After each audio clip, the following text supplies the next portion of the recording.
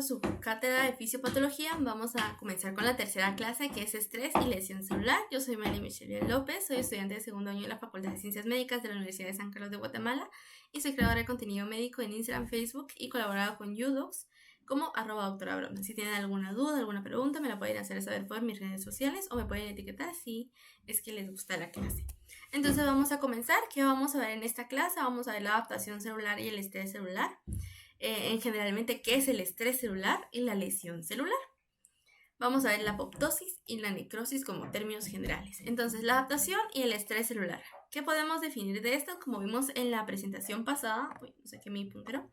Tenemos la adaptación, hay un cambio en las células, esta se produce, cambio puede producir una lesión reversible, ya sea fisiológica o patológica, y esta a su vez una lesión irreversible, causa estrés celular y una muerte celular que destruye por completo las células. Entonces, cuando hay una adaptación llega hasta el punto de reversible, pero cuando ya hay una forma patológica irreversible, comienza el estrés celular. Es un ciclo que finaliza, no sería un ciclo, sino sería como 4 puntos progresivos que llegan a la muerte celular cuando no se trata. Entonces, ¿qué es el estrés celular en general? El estrés celular se va a también conocer como el estrés oxidativo. Vamos a hablar también muy superficial de esto porque en biología se va a tomar en cuenta. Nosotros recordamos que la estabilidad molecular va a consistir en que en sí el cuerpo humano utiliza muchos iones, muchos cationes, entonces estos van a tener una estabilidad en sus giros de aquí, que va a ser el núcleo y que van a estar sus giros. Entonces en estos giros pueden perder o ganar electrones por medio de reacciones redox. Aquí está. Entonces si gana o pierde electrones que no van en cada uno de sus giros, se va a volver inestable. ¿Y qué quiere decir esto? Que van a ser tóxicos, que el cuerpo no los va a poder procesar. La mayoría de los que se procesan o los que son más conocidos se forman durante el metabolismo del oxígeno, que son las especies reactivas de oxígeno o ERO. Y esto va a formar radicales libres. Entonces, estos radicales libres, que son, como dice aquí, la donación o pérdida de electrones, va a ser muy inestable y no se va a poder procesar. ¿Cuáles van a ser estos? Pues van a ser como el peróxido de hidrógeno y el óxido nítrico. El óxido nítrico también puede ser asado, pero en mayores cantidades va a ser muy tóxico. Van a ser altamente reactivos y pues se conocen como radicales libres. Entonces, ¿cuáles van a ser las fuentes de estos radicales libres? Tenemos radicales libres exógenos y endógenos. Los exógenos se van a dar por el metabolismo de sustancias en la parte de afuera. Cuando nosotros consumimos algún medicamento, alguna droga, por ejemplo el tabaquismo, podemos producir óxidos de nitrógeno, óxidos de azufre o incluso en la producción de ozono en la capa de ozono de la Tierra. Esto puede producir radicales libres. Y de forma endógena va a ser aún más complicado. Tenemos el metabolismo de los fagocitos, por ejemplo, cuando se fagocita algo, los neutrófilos y macrófagos van a estar presentes. Las enzimas líticas en las vesículas, como las proteasas, que eran las proteínas, las lipasas, que eran los lípidos, y las nucleasas, los ácidos nucleicos. También se puede producir durante vías metabólicas. También se van a encontrar especies químicas agresivas como el peróxido de hidrógeno, que ya lo había mencionado, el superóxido y el hidroxilo. Todo esto se va a producir tanto de forma exógena como endógena, pero van a ser más alteraciones que no van a ser estables. Entonces, independientemente sean exógenas o endógenas, va a producir el envejecimiento. ¿Por qué? Porque los radicales libres, al acumularse dentro de la célula, es como que si tuviéramos un cuarto muy sucio y se estuviera acumulando un montón de basura, ya no lo vamos a querer usar. Entonces lo que hacemos es venderlo, es enviarlo a otro lado, que alguien más lo limpie. Entonces empiezan a degradar de por sí las células y, como sabemos, según las teorías del envejecimiento, al menos una de las mías que más apoyo, es la de los telómeros de los cromosomas. Se van consumiendo poco a poco. Estas van a ir disminuyendo y la división celular va a tener un límite, por decirlo así. Entonces, al aumentar la cantidad de radicales libres, va a aumentar la capacidad de degradación de las células y por lo tanto también va a aumentar la capacidad de división celular, pero como no es permanente la cantidad de las células, va a producir el envejecimiento. Eso es lo que se hace también, que se pierdan las fibras de colágeno en nuestra piel y causen las arrugas. Luego tenemos la lesión celular como tal. La lesión celular la vamos a definir como aquellos cambios que tiene que soportar de forma prolongada las células. Nosotros nos recordamos, venimos de átomos, moléculas, macromoléculas y llegamos a células. Estas células van a formar tejidos, órganos, aparatos y sistemas, ¿ok? Entonces va a producir un daño celular prolongado y esto también se va a dar por la producción incontrolada de radicales libres, que es lo que ya lo vimos. Entonces tenemos 5 causas principales, que es la lesión por agentes físicos, por radiación, lesiones químicas, por agentes biológicos y por desequilibrios nutricionales, y lo vamos a ver ahorita. Entonces, primero vamos a ver ese esquema general de los agentes nocivos. Tenemos unos agentes nocivos que nos puede dar la formación de radicales libres, aquí tenemos oxígeno, peróxido de hidrógeno, hidroxilo. Tenemos que nos puede producir hipoxia y isquemia, que va a afectar directamente a la mitocondria, ahorita vamos a ver en qué afecta esta. Pero la formación de radicales libres se va a dar a la oxidación de las estructuras celulares, el ADN nuclear y mitocondrial. Quiere decir que va a dañar el ADN mitocondrial, que sería el ADN de la madre, y el ADN nuclear, que es para la producción de nuevas células. También va a aumentar el calcio intracelular, que esto se va a dar por la activación inadecuada de las enzimas que dañan los organelos del citoesqueleto, las membranas celulares, acelera la disminución de ATP y fragmenta la cromatina. Quiere decir que cuando se produce un agente nocivo, va a aumentar el calcio, se va a destruir la membrana plasmática, los contenidos de los organelos que se encuentran en el citoplasma, y a la vez va a fragmentar la cromatina para que esta, por medio de la apoptosis, que también la vamos a ver, se pueda eliminar por completo la célula. Ahora, si seguimos bajando, de la mitocondria sabemos que sale la depresión del ATP. Se elimina el ATP, es un horrible caos. ¿Qué va a pasar? Va a disminuir la capacidad de la bomba sodio-potasio ATPasa. Esto va a aumentar el flujo de sodio y de agua que se encuentra en el cuerpo, quiere decir que va a haber un edema enorme. Acumulación de líquidos intracelulares, dilatación del retículo endoplasmático, el aumento de la permeabilidad de la membrana, disminución de la función mitocondrial, quiere decir un edema generalizado. Aumenta el metabolismo anaeróbico, que nosotros trabajamos por metabolismo aeróbico, solo las bacterias trabajan por metabolismo anaeróbico. Entonces, al no tener ATP con qué trabajar, las reservas de glucógeno y pH intracelular van a disminuir. También tenemos otros efectos que son considerables mencionar, como el desprendimiento de los ribosomas, disminución de la síntesis de proteínas y depósito de lípidos. Toda la síntesis va a disminuir porque no hay ATP con qué trabajar. También va a aumentar la lipólisis, todas las lisis de las macromoléculas, porque se necesita energía al menos de lo que está almacenado en nuestro cuerpo. Entonces, las vías de la lesión celular, tenemos la clasificación, que es reversible o leo-transitorio, que lo vimos en la primera clase, que esto se va a dar la reversible leo-transitoria, que es la adaptación celular, que es la segunda clase. Si no la han visto, les recomiendo que las vayan a ver. Luego tenemos la irreversible, que se divide en apoptosis y necrosis, que eso lo vamos a ver hasta el final. Entonces vamos a comenzar por las lesiones. Tenemos primero la lesión por agentes físicos. Esta se va a dar por forma ambiental, laboral, de transporte, violencia sexual, violencia intrafamiliar o los asaltos generalizados. Todo aquello que cause un traumatismo como tal. Entonces, primero tenemos las fuerzas mecánicas, van a ser traumatismos, impactos de dos objetos, ya sea que estén uno en movimiento y el otro no, o ambos en movimiento. ¿Qué va a producir esto? Se van a desgarrar los tejidos, van a haber fracturas, lesiones de los vasos, se pueden romper los vasos, se pueden inflamar los vasos y pues por lo tanto se va a alterar el flujo sanguíneo. También tenemos las temperaturas extremas, puede ser el calor y el frío. El calor, cuando hay un extremo calor, se va a dar la lesión vascular, va a aumentar el metabolismo, se va a gastar todas las macromoléculas, se van a producir mayor cantidad de enzimas termosensibles y se va a dar la coagulación de los vasos sanguíneos. Luego tenemos por el frío va a ser el lado contrario. Cuando hay un extremo frío se va a dar va a aumentar la viscosidad de la sangre, por lo mismo va a haber una constricción que va a producir un color azulado en los dedos, en la nariz, en los labios, en los lóbulos de la oreja. También tenemos los cristales de hielo que se pueden llegar a formar por un extremo frío. También tenemos edema por permeabilidad capilar, porque lo que se quiere mantener el cuerpo es regular, mantener la homeostasis, y no se puede, entonces se mantiene un edema. También tenemos las lesiones eléctricas, tal vez hay una imagen algo sensible aquí. Primero tenemos que las corrientes hay de dos tipos, directa y alterna. La alterna es la que va a dar un mayor daño que la directa, ¿ok? Porque se va a propagar la energía. ¿Qué va a producir esto? Quemaduras, contracciones musculares muy fuertes, que va a producir a la vez fracturas, dislocaciones. Esta puede interrumpir los impulsos del corazón provocando arritmias, los impulsos en generales del cerebro, del sistema nervioso, por ejemplo la del tallo cerebral, que va a dificultar la respiración. Y a nivel tisular se va a dar la degeneración va también a afectar al nivel tisular. Se va a producir la degeneración de los vasos, formación de trombos y demás. Entonces aquí podemos ver una quemadura eléctrica de alto voltaje. Se destruyó la piel por completo. Vemos la quemadura tal vez desde donde lo sostuvo, la piel, el edema, cómo está sangrando, está hasta pálido, los nervios, el hueso. Entonces, para entender un poquito la lesión eléctrica, para que les quede claro, de mayor a menor capacidad de soportar la electricidad, tenemos el hueso, la grasa, tendones, piel, músculo, sangre y nervios. El que más lo soporta es el hueso, el que menos lo soporta son los nervios, por su alta excitabilidad.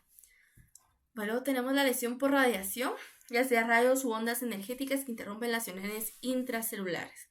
La lesión por radiación son todas aquellas ondas o rayos que nosotros podemos ver o no podemos ver. Entonces tenemos la radiación ionizante, que esta va a liberar radicales libres cuando la persona está mucho tiempo con la radiación ionizante, como dice el nombre, por la ionización de las moléculas. Afecta la síntesis del ADN, llega a tener interferencia con la mitosis, quiere decir que, o ya sea que se repliquen más rápido las células o se repliquen de menor cantidad. También va a tener dilatación de los vasos, puede llegar a tener necrosis y puede producir cáncer, principalmente en la piel, en la sangre. Puede producir sarcomas osteógenos y cáncer pulmonar. Pero de forma inconsciente, la radiación ionizante también se recomienda para el tratamiento de cáncer. Entonces, si nosotros tratamos cierto órgano con radiación ionizante, no solo estamos tratando ese órgano, sino cualquiera de los otros, y se puede producir alguna de estas alteraciones y a la vez afectar los órganos. Por eso también se puede producir cáncer de piel cuando se les cae el cabello, de leucemia, pueden tener alteraciones muy graves en la sangre y pueden fallecer antes por lo mismo. Entonces, radiación ionizante, se rompen enlaces que liberan radicales libres. Luego tenemos la radiación no ionizante, que esta es la luz infrarroja, las ecografías, los microondas y las energías láser. Estas, a comparación de las ionizantes, van a causar altas vibraciones que van a provocar rotaciones de átomos. Van a producir alteraciones térmicas que provocan lesiones cutáneas y dérmicas, en la región dérmica y subcutánea. Y aquí vemos un microondas, que es una de las más comunes que utilizamos. Luego tenemos la radiación ultravioleta, que es la más conocida, que se da por el sol.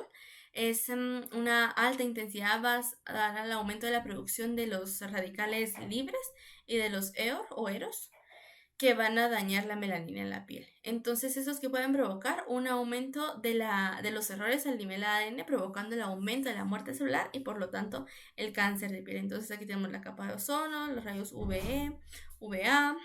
Los UVA penetran hasta la dermis, UVB se absorben únicamente en la epidermis. Ya que vemos las capas. Entonces, mientras más profundo lleguen, que sean las UVA, mientras más fuerte sea el rayo de sol, mayor capacidad tiene de contraer cáncer de piel. Luego tenemos las lesiones químicas, que pueden ser químicos exógenos, endógenos, lesiones a nivel de la membrana celular, y estos van a bloquear vías. Entonces, primero tenemos los fármacos o las drogas. Por ejemplo, el alcohol, que va a dañar directamente la mucosa gástrica, el hígado y el feto, porque se puede pasar a través de la placenta la cantidad de alcohol que la mamá ingiere.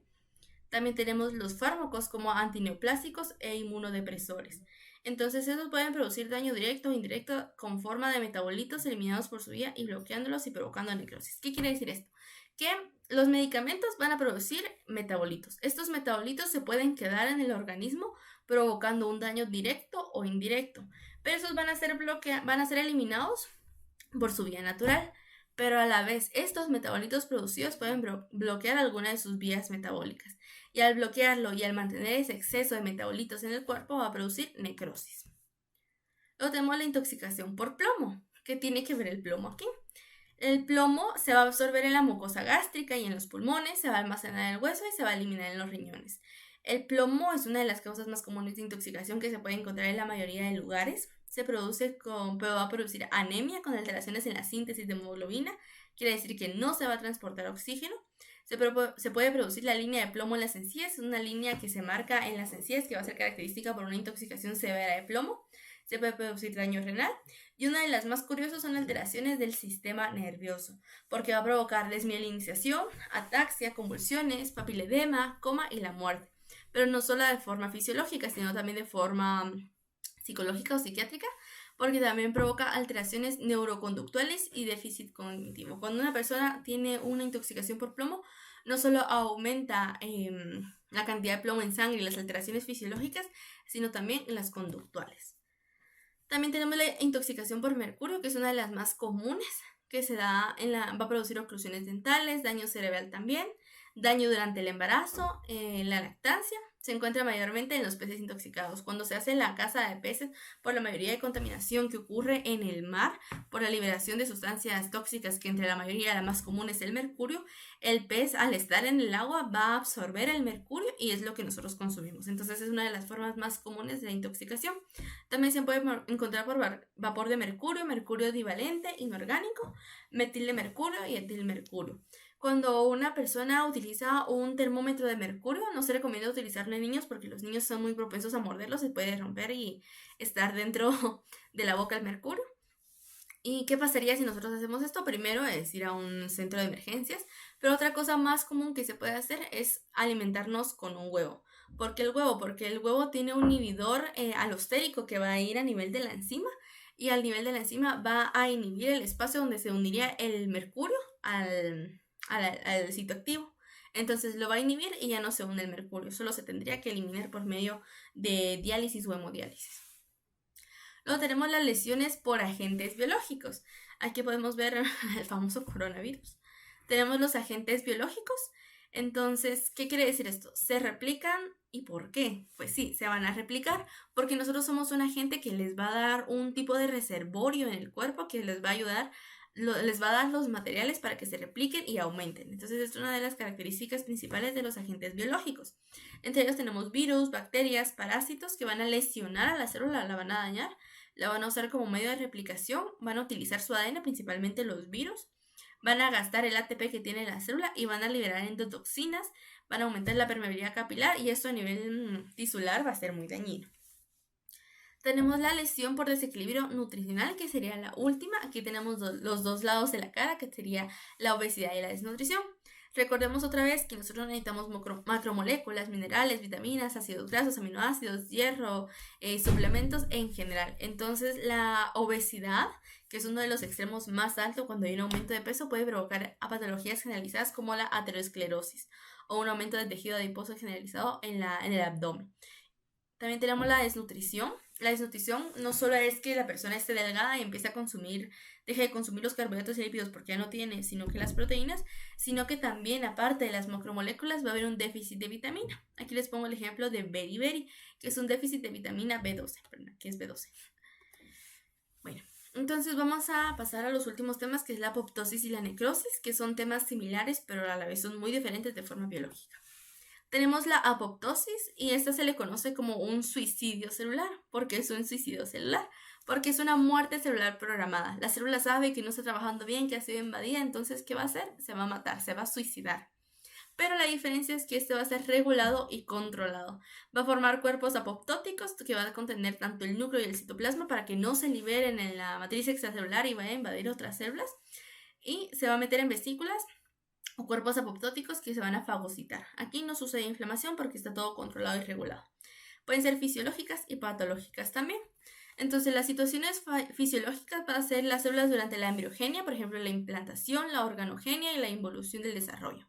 También tenemos durante los tejidos dependientes de las hormonas tras la supresión hormonal, como los cambios hormonales durante la menstruación y la lactancia. Durante la menstruación se dan varios cambios de los estrógenos y esto va a haber un cambio muy constante de esta actividad. Entonces es necesario dar paso a la muerte celular de forma constante. Igual durante la lactancia, de pasar de lactancia cuando deja de dar de amamantar.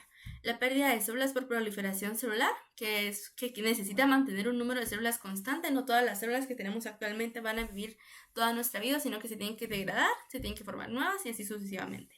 También tenemos la eliminación de linfocitos autorreactivos nocitos, que esta va a evitar que los linfocitos empiecen a atacar el propio cuerpo y se genere una enfermedad autoinmune. Tenemos la respuesta inflamatoria e inmunitaria, que esta es prácticamente por señal de supervivencia cuando entra algún organismo no deseado. También tenemos las situaciones patológicas, que es cuando afectan el ADN, como ya habíamos visto por la radiación, por fármacos antitumorales, citotóxicos. Tenemos la hipoxia y los radicales libres. También tenemos las proteínas mal plegadas, como la acumulación excesiva de las proteínas que forman mutaciones. Cuando las proteínas están mal plegadas, esas van a generar muchas más mutaciones y por lo tanto se va a decir que tiene que destruir la célula para evitar de que durante la mitosis se siga propagando esa mutación en la célula. Tenemos infecciones, principalmente de origen víricas, como el VIH. Van a dar una afección tisular que es muy evidente y este se va a dar también durante el rechazo a trasplantes, no solo de origen vírica, sino también en los trasplantes. Luego tenemos la atrofia en los órganos tras la obstrucción de conductos, órganos como el páncreas, la glándula parótida y el riñón. Entonces, los mecanismos de la apoptosis, tenemos una vía intrínseca y una vía extrínseca. Esto también lo van a ver más a profundidad en biología, pero la vía intrínseca se va a dar por la lesión celular, va a dar una supresión del factor de crecimiento, daño al ADN, mal plegamiento de las proteínas. Entonces, intrínseco va a comenzar con la familia de los BCL2. Estos van a ser regulados por los BCL2, BCL, XL. Factores como el VAX y el VAC que van a alterar a la mitocondria por medio del citocromo C y otras proteínas que también van a ser regulados por estos. Entonces, ya cuando se da esto, van a activar las caspasas, tanto iniciadoras como ejecutoras, que son las caspasas 9 y 11, que van a dar paso a la apoptosis. ¿Cuál sería este paso de la apoptosis? La activación de las endonucleases, que va a fragmentar el núcleo, y la degradación del citoesqueleto, por otras enzimas. De aquí se empiezan a formar vesículas con los organelos, con citoplasma, con fragmentos del núcleo, y se empiezan a fagocitar. La vía de los receptores de la muerte extrínseca va a ser el factor de necrosis tumoral que se une a la membrana, y por cascadas de membranas por receptor ligando van a producir proteínas adaptadoras que de igual forma van a activar las caspasas 9 y 11, y otra vez se repite el proceso, que es la activación de nucleases, se fragmenta el núcleo y la degradación del citoesqueleto y se va a fagocitar. Luego tenemos la necrosis. ¿Cuál es la diferencia? Pues también hay una muerte celular, pero esta va a ser no programada. Esa es una forma de descontrol. Entonces no se va a regular, no va a haber algo que la regula, únicamente se van a formar cuerpos apoptóticos que pueden tener núcleo y citoplasma. Estos se pueden formar o no se pueden formar. Si no se forman, todo el material intracelular se va a ir a la matriz extracelular y se va a formar un descontrol total. La fagocitosis no va a ser existente porque a veces no se forman los cuerpos apoptóticos y todo el material queda regado en el líquido extracelular. Aquí sí se va a producir inflamación. Y se va a producir también un término que es muy común de diferenciar, es la necroptosis. La necroptosis no es un término que se ha dado totalmente a entender, porque la necroptosis es un tipo de necrosis pero controlado. Entonces sería un tipo de apoptosis, pero hay todavía confusión en ese término. Pueden ser fisiológicas o patológicas, y aquí vemos un caso muy severo de necrosis a nivel macrocelular. Entonces, ¿qué vamos a ver aquí? Tenemos la vida de la célula normal, apoptosis controlada, está bien, se empieza a formar vesículas, los fagocitos se empiezan a comer la célula prácticamente y no hay inflamación. Luego tenemos la necrosis, aquí hay una célula que esta se va a hinchar, va a aumentar el tamaño, que también es una de las características específicas de la necrosis, pero esta no se va a formar vesículas y no hay fagocito a la par que se lo vaya a digerir. Únicamente se rompe la membrana, empiezan a salir los organelos y esto es lo que causa la inflamación. Entonces, eso es todo. Las bibliografías que utilicé son otra vez Patología y Estructural y Funcional de Robbins y Cotran, la Fisiología de Port, y únicamente. Muchas gracias por su atención. Pueden seguir a Harper Academy en Facebook y en Instagram, y en UDocs también. Y pues me pueden seguir a mí en Facebook, Instagram y YouTube, y pueden ir a ver mis documentos en UDocs como doctora. Muchas gracias por su atención.